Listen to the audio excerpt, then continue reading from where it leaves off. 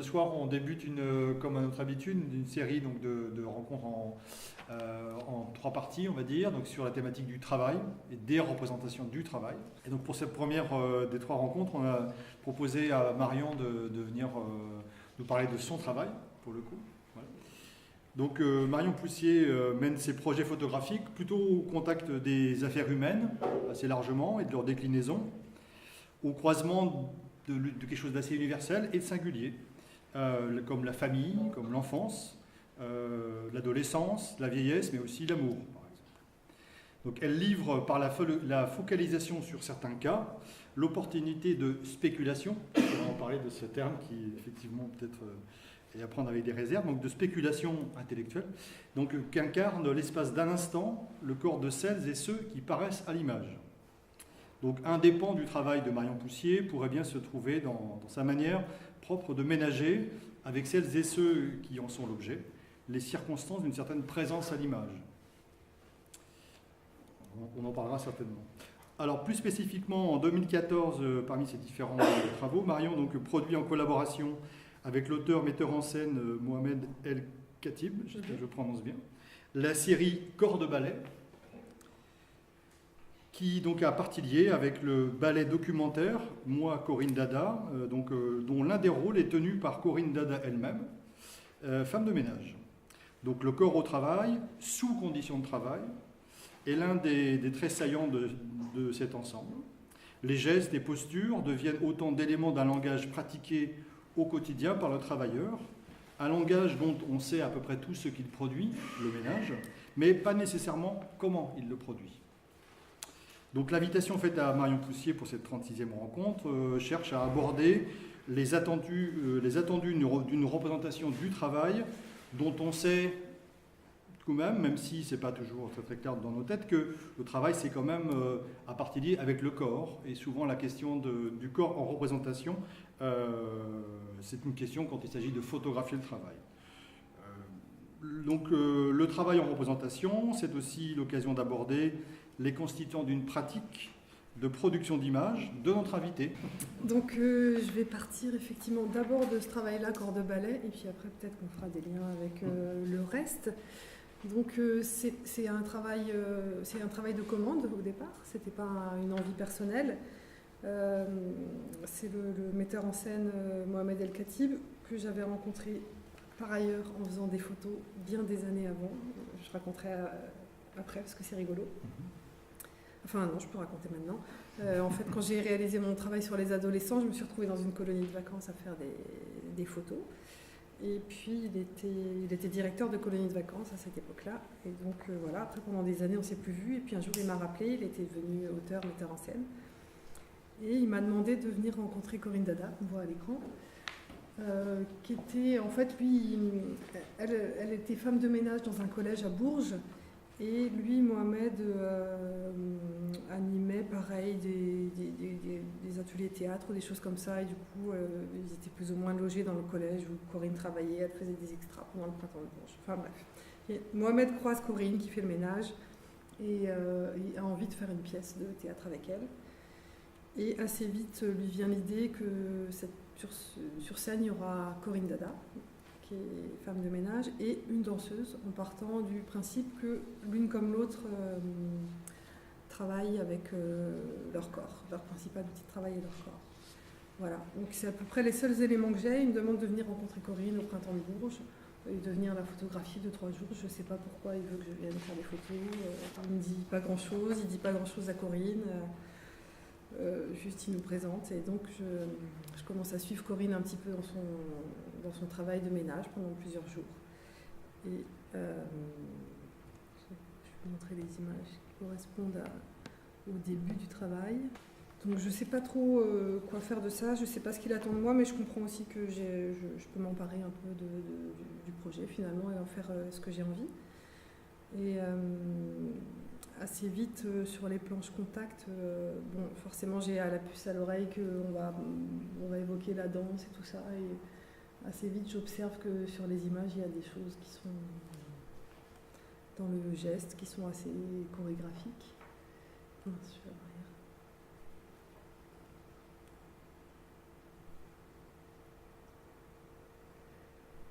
Et donc à ce moment-là, je me pose la question et je lui pose la question de est-ce qu'on va vers un travail un peu documentaire? Est-ce qu'on raconte son travail? Est-ce qu'on raconte qui elle est? Est-ce qu'on raconte sa vie?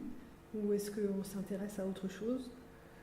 Et comme j'ai pas trop de réponses, je prends ce qui moi m'intéresse, qui est finalement pas la forme documentaire, mais plutôt de me dire qu'on va parler du travail et en même temps j'aimerais bien me sortir de ça, c'est-à-dire que est-ce que parce que Corinne Dada est femme de ménage, ça la définit quoi? Est-ce qu'on est défini par notre profession? Est-ce qu'elle est que femme de ménage? Et donc assez vite, j'ai envie un peu d'enlever tout ce qui va se rapporter au ménage pour m'intéresser à Corinne. Et donc je vais décider d'enlever les chaussures, d'enlever la blouse, d'enlever le balai, d'enlever les outils. Voilà, une image comme ça par exemple m'intéresse beaucoup, mais la blouse dit tout de suite son métier, les chaussures aussi, le sac poubelle aussi. Et j'ai envie de voir la même image, mais sans ça. Voilà, il y a quelques images comme ça dans les planches contact qui m'intéressent, mais que j'ai envie d'épurer. À partir de... Donc ça, c'était en 2012. Une année après, la pièce commence à se mettre en création, c'est-à-dire qu'elle est accueillie dans différentes villes de France qui coproduisent le projet. Et moi, j'accompagne Mohamed et on rencontre des femmes de ménage. Donc, je ne sais plus si c'était Argentan, la première ville où on a été. Donc, il y a en parallèle le travail de création avec Corinne Dada et Elodie Guézou, qui est la danseuse. Et puis, nous, on rencontre des femmes de ménage. Le théâtre nous met en relation avec des femmes de ménage qu'on rencontre. Et on les rencontre, donc on parle avec elles. Mohamed se sert d'un matériau documentaire il va discuter avec elle et à partir de ça, lui, il réécrit sa pièce. Donc c'est un mélange de réel et de fiction. Et puis moi, je commence à faire des photos. Donc au début, comme Corinne, je les suis dans leur travail. Je passe beaucoup de temps à observer vraiment leurs gestes. Et je commence un petit peu à aller vers la mise en scène. Ou quand je vois un geste qui m'intéresse, je leur demande de le refaire. Et puis j'essaye aussi de commencer à enlever les éléments que je ne voulais pas avoir, donc les habits de travail, les outils de travail. Mais au départ, je garde quand même peut-être parce qu'on ne sait pas trop comment s'y prendre, et elle non plus, comment faire le ménage sans faire le ménage. Le fait que les objets disparaissent, tout d'un coup, on ne sait plus comment placer nos mains. Donc, au début, on garde le support parce que c'est facile, quoi, de faire semblant de passer le chiffon. On est dans un truc un peu entre le mime et ça commence à devenir, ça commence à me plaire parce qu'il y a quelque chose qui commence à se décaler. Il y a des gestes qui sont intéressants. On a décalé déjà un petit peu le propos. Là, c'est les femmes de ménage qui travaillent dans le théâtre. Du coup, il y a tout de suite quelque chose de très théâtral et ça me pose problème parce que la partie théâtre, c'est la création et moi, je suis pas sur la partie scénique, on va dire, je suis dans autre chose. Et c'est presque tout d'un coup trop théâtral, trop mis en scène. On perd trop d'éléments. Et donc voilà, il y a quelques images comme ça où tout d'un coup je me dis en fait c'est plus intéressant quand le support disparaît complètement, quand on ne sait plus du tout ce qui est en train de se faire, le geste qui est en train de se faire. Voilà, ces images-là m'intéressent aussi et en même temps là pareil, on est à l'intérieur, donc on est un peu dans la comédie, dans le sur-scène, ça va un peu trop loin. Ça m'intéresse aussi, mais pareil, maintenant que j'ai enlevé les outils et tout, j'ai envie d'enlever le support. Donc ça, c'est la première résidence de création où j'essaye un peu différentes choses, différentes formes. Ça, c'est la danseuse qui devait au départ danser dans la pièce et finalement, c'est pas elle, mais je la photographie aussi, je la rencontre. En essayant, pareil, de travailler sur ses gestes, de regarder ses mains, son corps. Et de voir s'il y a des choses qui peuvent se faire écho. Donc, tout ça, c'est des images que je ne vais pas garder au final, mais qui me servent à avancer. Et puis après, on commence vraiment à faire le tour de France. Donc on est allé à Amboise, à Orléans, à Marseille, à Vire, à Douai, à jouer les tours, je pense encore dans plein de villes. Et à partir de là, j'ai vraiment mis en place ce qu'allait être mon protocole de travail. Où du coup, c'est déjà... Je leur demande vraiment à chaque personne que je rencontre, je lui demande de refaire tous ces gestes quotidiens de travail, et donc sans les outils, sans les habits, et on reste sur le lieu de travail. Ça donne une sorte d'indication, on va dire. On n'est pas on sort du théâtre, on n'est pas dans je vais les rencontrer là où elles travaillent, les personnes.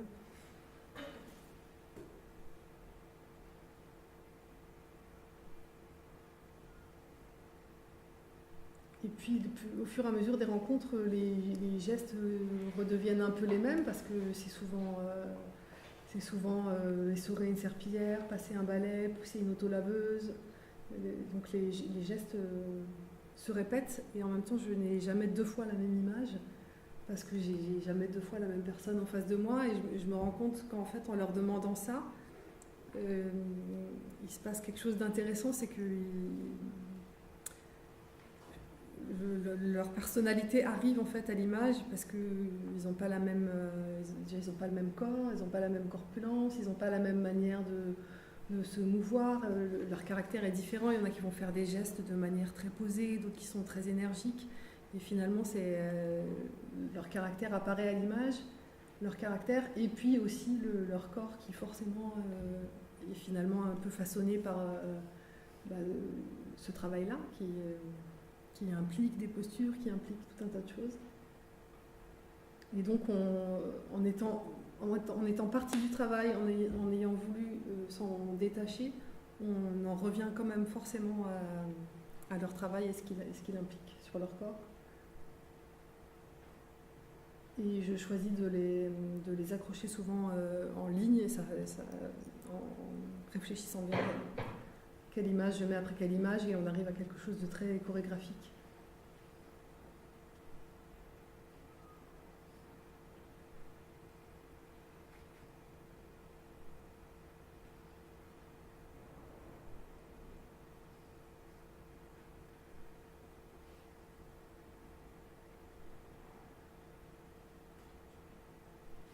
Je serais curieux de savoir quel est le degré de négociation, on va dire, entre comment ça se passe, comment vous arrivez sur le sujet, est-ce que c'est des gens qui vous sont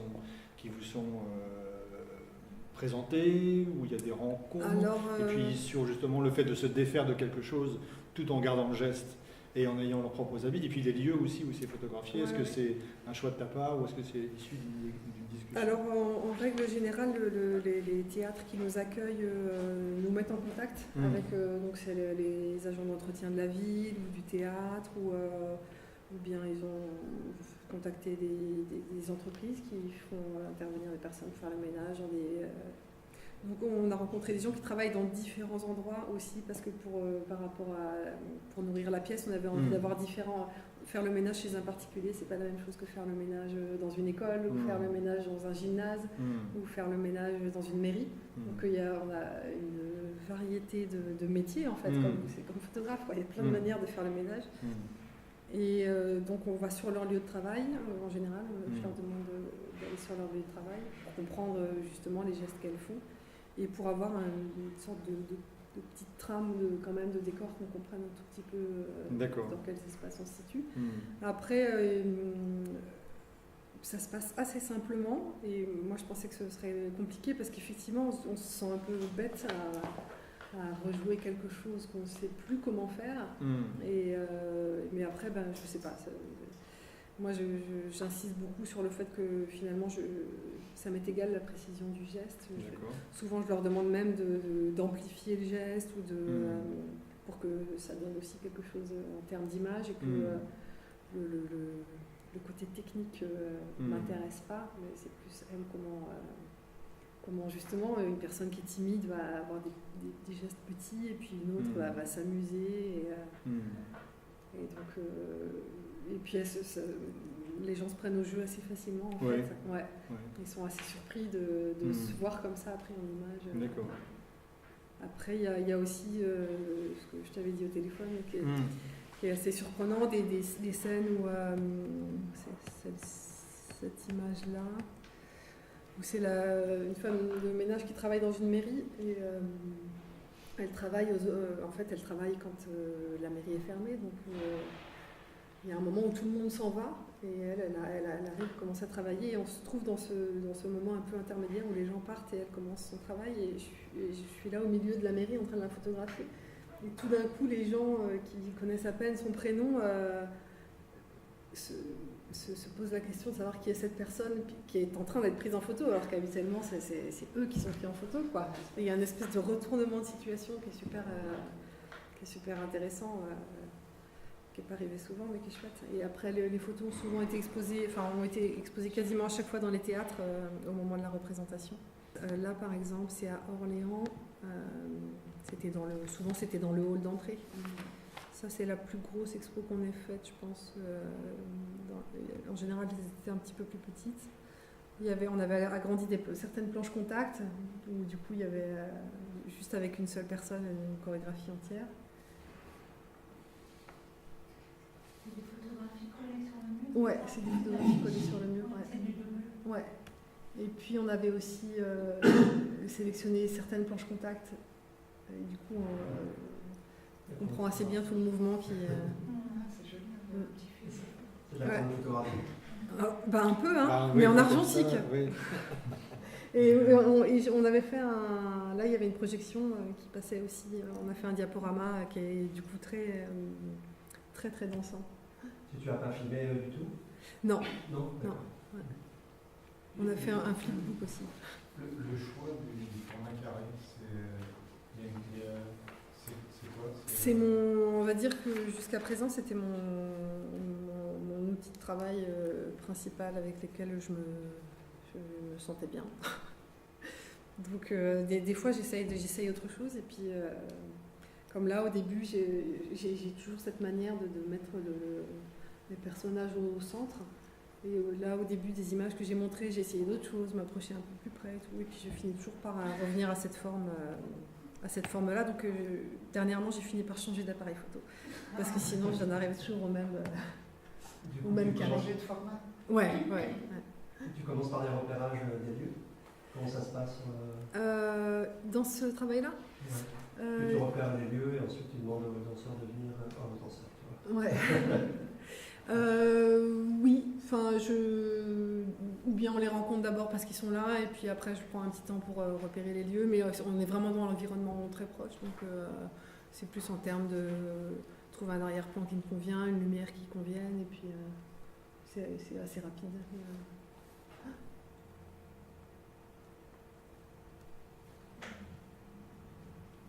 Donc ça, c'est justement une partie de ces images qui est faite à Avignon, donc c'est dans des colonies de vacances, donc c'est là que j'ai rencontré le metteur en scène. Et donc j'ai déjà cette forme carrée, et je travaille déjà sur la question du corps, et ce que j'expliquais à la représentation de... Ces images ne sont pas apposées, ne sont pas mises en scène, mais il y a un degré de mise en scène qui est là parce que eux sont en constante représentation les uns devant les autres, à côté des autres. Et puis il y a une conscience aussi de l'appareil photo dans certaines images quand même. Oui et non. Il y a une conscience d'être tiens, elle est en train de... Alors non, en fait dans l'adolescence, non. Parce que je ne serais pas là, il y aurait cette même mise en scène en fait. La conscience, elle est qu'il y a mes amis qui me regardent. C'est pas devant moi qui se mettent en scène, c'est vraiment devant les copains, quoi. Ça se verrait sur la photo, ça. Hein? Ça se verrait sur la photo. Je sais pas, mais... Ici, on voit qu'il pour moi, c'était clé, quoi, que justement à cet âge-là, de l'adolescence, c'est très fort. Je vois ma fille, elle est pré-ado, elle a déjà une conscience aiguë de son corps, quoi, de sa présence dans le lieu, de qui peut la regarder, de faire attention à comment apparaître, quoi. C'est fou. Et du coup, après ce travail-là, je me suis posé justement la question de me dire est-ce que déjà à un âge plus jeune, on a cette espèce de conscience du regard de l'autre sur qui on est. Et c'est pour ça que j'ai fait le travail dans les cours de récréation. Et je dirais que c'est un petit peu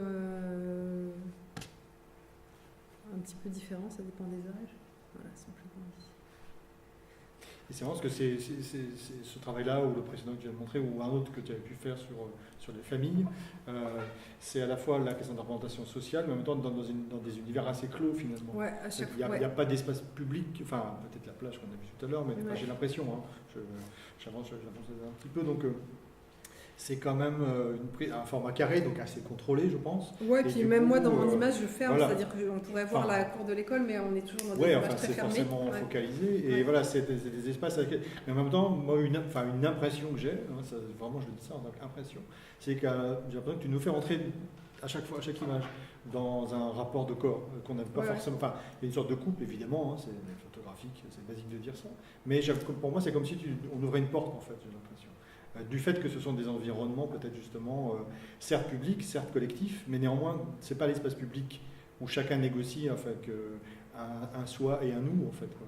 Il y a quand même là quelque chose d'assez institué, finalement. Parce que je pense que justement dans la colonie de vacances ou dans la cour de récré, il y a quelque chose de particulier qui se joue dans cet espace-là. C'est-à-dire ces enfants, s'ils sortent de la cour de récré, ils sont encore différents. C'est pour ça qu'après j'ai été dans la famille pour voir justement les différentes générations, comment est-ce que les rôles se définissaient quand on est dans l'intimité, ou est-ce que même dans l'intimité on endosse encore un rôle qui est celui du rôle qu'on endosse dans la famille. Enfin, l'ado de 15 ans, il n'est pas du tout le même chez lui, ou avec ses potes en colonie de vacances où il n'y a pas d'adultes, ou au lycée où il y a un corps enseignant ou des adultes qui ont un œil sur eux. Et du coup, donc une image de soi qui finalement est assez multifacette et assez polysémique, en fait. Ce qui est assez cohérent avec la photographie, quoi, parce que finalement... Et après, le travail en maison de retraite questionnait aussi cette chose-là. Alors là, on est pareil, on est dans un lieu collectif, sauf que chacun est seul dans sa chambre. Et puis, il n'y a plus la possibilité d'avoir ce contrôle sur son image parce que le corps devient dissocié du reste, quoi. Enfin, il n'obéit plus, on n'arrive plus à...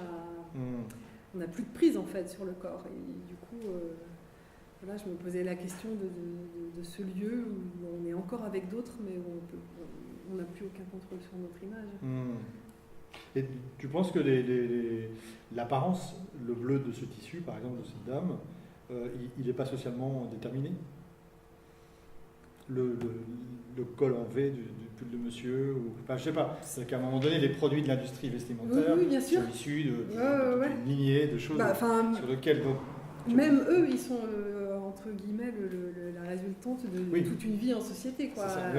Les lieux sont façonés comme on dirait des chambres d'enfants. Enfin, il y a un espèce de cycle de retour à l'enfance dans leur position. Ce monsieur là, on dirait un adolescent qui est complètement avachi sur son lit, alors qu'on est on sait plus trop si on est dans la vieillesse, dans l'adolescence, dans l'enfance avec la tapisserie. Là, il y a pareil une attitude complètement enfantine avec un corps de géant et des habits un peu anachroniques. On sent que les baskets c'est apporté par la famille pour un confort, et puis il y a une partie de ses habits à lui, et dans un lieu qui est complètement déconnecté du reste de sa vie.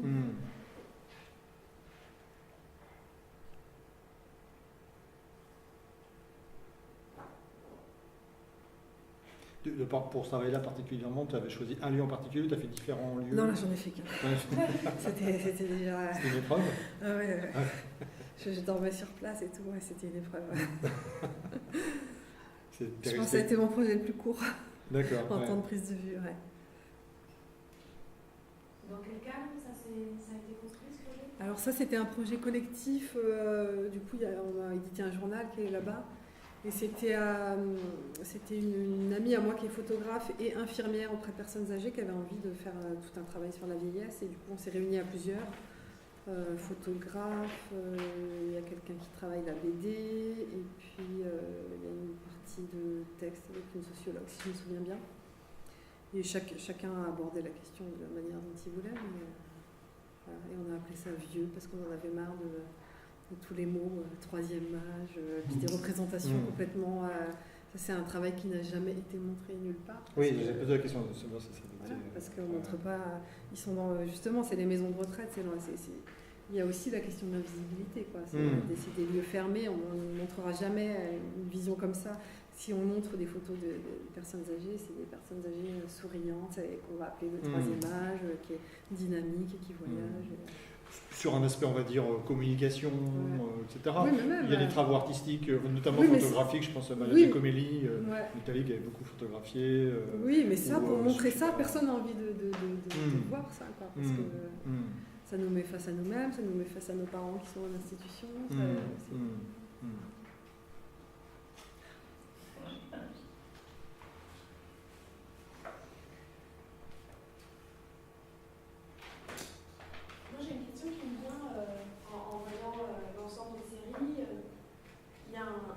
De lumière, de couleur et de fond, on va dire un travail du fond qui est très particulier.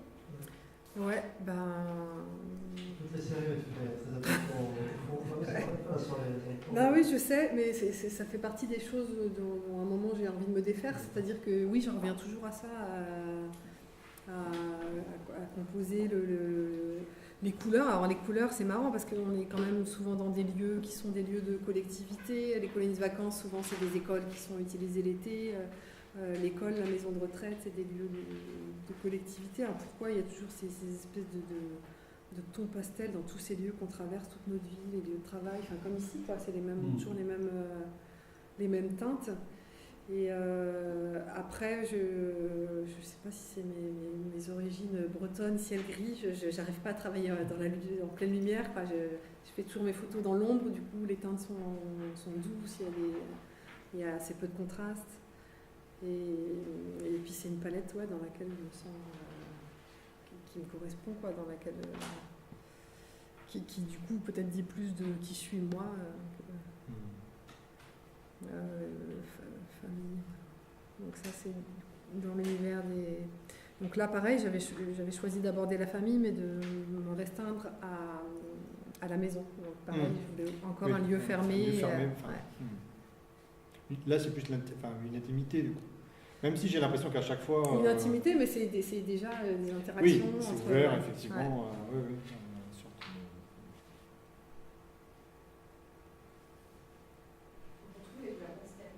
Ouais.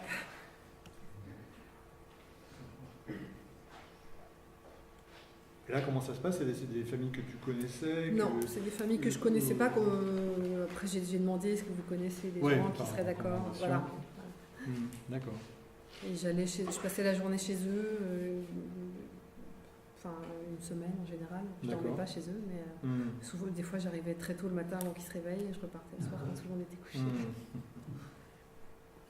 Et eux, ils le vivaient comment, ça? C'était un peu délicat par rapport aux autres espaces qui sont des espaces assez grands. Et là, oui, je passais ma journée à les observer. Et il fallait garder, à la fois, il fallait lier un contact, pas être complètement étranger et garder une certaine distance pour ne pas être dans la discussion en permanence. Donc, c'était pas évident dans des espaces fermés comme ça. Ça se met en place, on va dire, pour moi naturellement, mais... En fait, dans la plupart de mes séries, c'est plusieurs lieux mélangés. Là, il y a 3 ou 4 familles mélangées, mais... Donc, c'est pas connu, hein. Ouais, ça disparaît assez vite. Dans les colonies de vacances, il y a 3 lieux. Dans la cour de récré, il y a 2 écoles. Mais comme je donne assez peu d'éléments de décor, finalement, ça se... ou en tout cas, l'élément de décor est toujours photographié de la même manière, donc ça disparaît.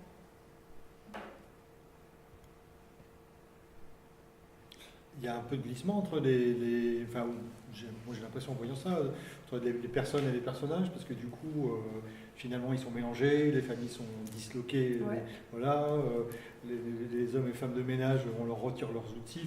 Est-ce qu'il y a l'aspect par la fiction que tu tentes d'approcher, de mettre en œuvre? Il y a une sorte d'effet de nettoyage un petit peu? Pour reprendre une formulation de ménage, mais c'est-à-dire qu'à un moment donné, le fait la photographie te permet justement d'être à la fois encore dans quelque chose de très reconnaissable, indexé finalement, une situation réelle. Bon, le référent, il est toujours là, quoi. Et quoi qu'il en soit. Néanmoins, ça te permet quand même de nettoyer un peu la chose. Ben oui, parce que dans tous les endroits, je sais pas, la cour de récré, on n'a aucune vue d'ensemble, par exemple, de la récré, où on voit, à chaque fois, on est dans des espèces de scènes comme ça qui sont composées, où finalement, on va s'intéresser vraiment à ce qui se passe au centre. Et le décor, il vient juste pour mettre quelques lignes, quelques couleurs, un peu comme un tableau. Mais ça ne m'intéresse pas de dire, voilà, on est en telle année, on est dans tel village. Le contexte ne m'intéresse pas. C'est là que ça va peut-être justement, pour que ce soit plus universel, j'enlève un peu des choses qui m'ennuient, dont j'ai pas besoin. Mais en même temps, tu disais tout à l'heure, quand les photographies sont faites dans le théâtre, ça ne te convient pas non plus parce que c'est presque tout... sur les fonds noirs et tout ça, il y a oui. Et du coup, ça crée un entre-deux assez particulier où on est là dans effectivement une image de ces bâtiments qu'on traverse tous, avec ces couleurs, ces teintes. Même les maisons, elles sont dans lesquelles tu rentres, c'est des petits éléments pointés mais qui sont très communs. Il n'y a rien d'incroyable, il n'y a rien de reconnaissable particulièrement. Et ce qui ressort toujours, c'est le corps, c'est la personne. C'est ça, il faut trouver la juste mesure en fait entre le décor et entre l'arrière-plan. Et c'est pour ça que c'est presque un travail de scène en fait, parce qu'il y a un décor qui est planté derrière, mais qui ne doit pas prendre le devant sur l'avant-plan. Du coup, il y a le corps de ceux que tu photographies, il y a le tien quand tu es agissant, dans les espaces, et puis il y a ceux des spectateurs en fait. Et dans les expositions, le rapport au tirage par exemple, comment ça se passe?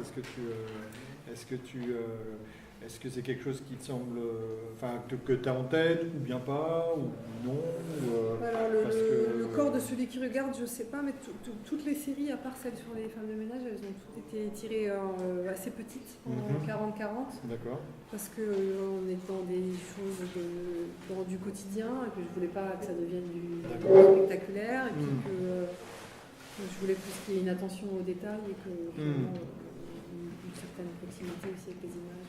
Donc l'exercice du regard, il est plutôt proche finalement. Oui. Il n'y a pas d'effet de tirage qui mettrait. Il y a des photographes qui ont travaillé ça, cette question. Je pense à Valérie Jouve par exemple, qui vraiment pour elle la question du corps c'est pas important. Et elle est très attentive effectivement au rapport, mais notre génération, photographe américain, j'ai perdu son nom, peu importe, qui a fait beaucoup de gros plans, années 70, mais peu importe. Et pareil, travailler beaucoup cette question du rapport au tirage pour qu'il y ait une confrontation. Parce que pour qu'il y ait une continuité, si tu veux, entre les différents niveaux. Parce que soi-même, on est aussi une image qui se promène d'une certaine manière. Quand on construit notre image, comment le dialogue peut s'établir. Non, moi j'ai toujours pensé mes images petites, mais c'était assez intuitif. On a fait des essais et pour moi, c'était... ça ne devait pas être grand.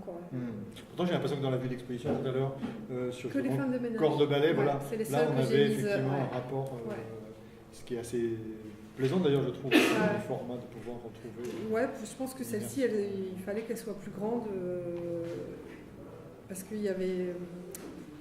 Le corps, il est en action, il est dynamique. Merci.